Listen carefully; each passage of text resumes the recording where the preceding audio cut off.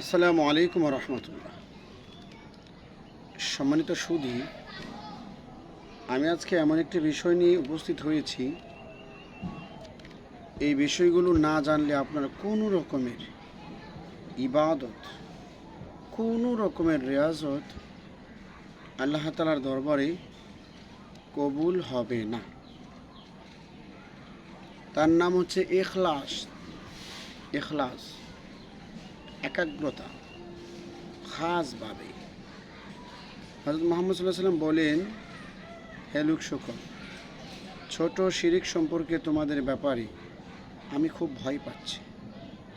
সাহাবায়ে কেরাম জিজ্ঞাসা করলেন, ইয়া রাসূলুল্লাহ সাল্লাল্লাহু আলাইহি সাল্লাম, ছোট শিরক কি? জবাবে হযরত মুহাম্মদ রাসূলুল্লাহ সাল্লাল্লাহু আলাইহি সাল্লাম বললেন, রিয়া বা লোক দেখানো কাজ। তা হচ্ছে গোপন শিরক বা ছোট শিরক। 7টি বস্তু ব্যতীত অপর 7টি বস্তু একেবারেই অর্থহীন। 7টি ব্যতীত অপর 7টি অর্থহীন। 1 নাম্বার, আল্লাহ তাআলাকে ভয় করার দাবি করবে কিন্তু গুনাহ থেকে সে বিরত হবে না, তবে তার দাবি মিথ্যা। আল্লাহ তাআলাকে ভয় করি অর্থাৎ নিজেকে তাকওয়াবান বলে প্রকাশ করে, অথচ গুনাহ ছাড়তে চায় না, তার এই দাবি একেবারেই অর্থহীন এবং মিথ্যা। এই দাবির মাধ্যমে কোনোদিন তার মঞ্জিলে মকসুদে পৌঁছতে পারবে না। 2 নাম্বার, আল্লাহ তাআলার নিকট সওয়াবের আশা রাখবে অথচ ভালো কাজ করবে না। মানে আল্লাহ তাআলার কাছে সওয়াবের দৃঢ় সংকল্প আছে, কিন্তু যেই কাজগুলো করলে সওয়াব হয় ওই কাজগুলো সে করবে না, তার এই 2 নাম্বার দাবিও মিথ্যা। 3 নাম্বার, সৎ কাজের ইচ্ছা আছে কিন্তু সুদৃঢ় সংকল্প নেই। সৎ কাজ করার ইচ্ছা আছে মনে, কিন্তু সৎ কাজ করার জন্য সে নেমে পড়েনি। সুদৃঢ় চিন্তা ভাবনা নেই যে আমার করতেই হবে, দৈনিক এই পরিমাণ সৎ কাজ করতে হবে, প্রতিদিন একটু একটু করে আপডেট করে নিজেকে সামনের দিকে এগিয়ে নিয়ে যেতে হবে। এই চিন্তা ভাবনা, সুদৃঢ় সংকল্প যাদের নেই, যারা বলে আমরা সৎ কাজ পছন্দ করি, সৎ কাজ করতে চাই, তার এই দাবিও মিথ্যা। 4 নাম্বার, মেহনত ব্যতীত দোয়া করা, তাহলে সেই শুধু বঞ্চিতই থাকবে। অর্থাৎ যে ব্যক্তি শুধু দোয়াই করবে কিন্তু দোয়া কবুলের যে শর্তগুলো আছে ওই শর্তগুলো পূরণ করবে না। দোয়া কবুলের প্রধান শর্ত হচ্ছে 2টি। সূরা বাকারা আয়াত 45। আল্লাহ বলেন, নাস্তাঈনু বিস-সাবরি ওয়াস-সালাহ ওয়া ইন্নাহা লাকাবীরাতুন ইল্লা আলাল খাশিঈন। তোমরা প্রার্থনা করো ধৈর্য এবং সলাতের মাধ্যমে, নামাজের মাধ্যমে। ধৈর্য ধারণ করতে হবে এবং নামাজ আদায় করতে হবে। নামাজ পড়ার মাধ্যমে আল্লাহ তাআলার কাছে চাইতে হবে। সূরা বাকারার 153 নম্বর আয়াতেও এই কথাই বলা হয়েছে, ইয়া আইয়ুহাল্লাযীনা আমানু ইসতাঈনু বিস-সাবরি ওয়াস-সালাহ ইন্নাল্লাহা মা'আস-সাবিরিন। হে ঈমানদারগণ, তোমরা আল্লাহ তাআলার কাছে চাও ধৈর্য এবং নামাজের মাধ্যমে, নিশ্চয়ই ধৈর্যশীলদের সাথে আল্লাহ তাআলা রয়েছেন। 5 নম্বরে, লজ্জিত না হয়েই তওবা করা, ইস্তিগফার করা। অর্থাৎ তার অন্তরে কোনো গুনাহের অনুশোচনা নেই। আস্তাগফিরুল্লাহ রাব্বি মিন কুল্লি যামবি ওয়া আতুবু ইলাইহি লা হাওলা ওয়া লা কুওয়াতা ইল্লা বিল্লাহ। এভাবে সে ইস্তিগফার করে যাচ্ছে, তার এই দাবিও মিথ্যা। অন্তর বলতে হবে যে এটা পাপ করেছি, এটা পাপ, এই পাপ না ছাড়লে মাপ পাওয়া যাবে না, তওবা কবুল হবে না। আগে গুনাহ ছাড়তে হবে,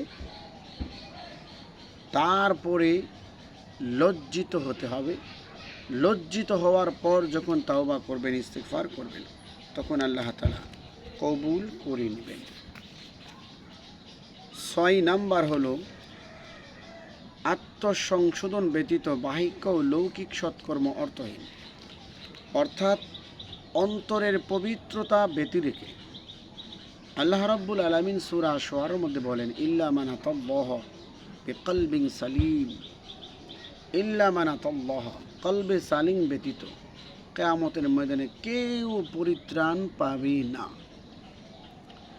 তাহলে আত্মসংশোধন যদি না হয়, আত্মশুদ্ধি যদি না হয়, যত রকমের লৌকিকতার ইবাদত আপনি করেন, এটা নামাজ হোক অথবা হজ, জাকাত, মানুষের সাথে হোক সুন্দর আচরণ, ব্যবসা বাণিজ্য, সব কিছুই অর্থহীন হয়ে যাবে। আর এই দাবি মিথ্যা দাবি। আপনি যত ভালো কাজ করেন তার পূর্বে দরকার আত্মপরিচয়, আত্মসংশোধন, আত্মশুদ্ধি। 7 নাম্বার, ইসলাম ব্যতীত, ইখলাস ব্যতীত, আখাসুল খাস, ন্যায় নিষ্ঠা ব্যতীত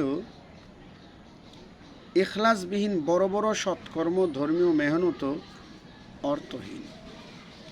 অর্থাৎ আপনার যেই কাজের মধ্যে ইখলাস নাই, আন্তরিকতা নাই, বিশ্বাস ভক্তি নাই, ইখলাসবিহীন যত বড় ভালো কাজ হোক, এই কাজ ভালো ফল বয়ে আনবে না। এই জন্য এই 7টি দাবি করার পূর্বে আরও 7টি জিনিস ছেড়ে দিতে হবে, তাহলে আপনার এই দাবি পূরণ হবে। এই 7টি বিষয় যারা ফলো করে জীবন পরিচালনা করবে, তাদের সমস্ত দোয়া কবুল হবে, একটাও বিফলে যাবে না।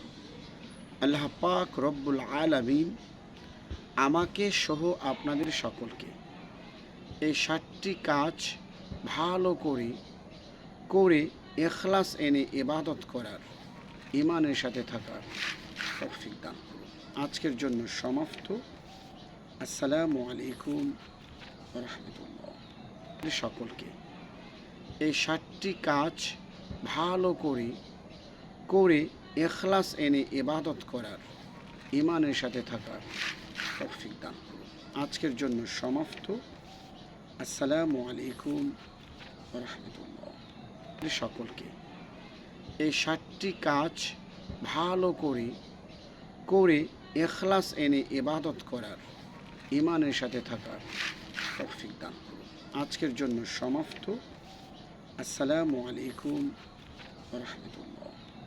সকলকে এই 7টি কাজ ভালো করে করে ইখলাস এনে ইবাদত করার, ঈমানের সাথে থাকার তৌফিক দান করুন। আজকের জন্য সমাপ্ত। আসসালামু আলাইকুম ওয়া রাহমাতুল্লাহ।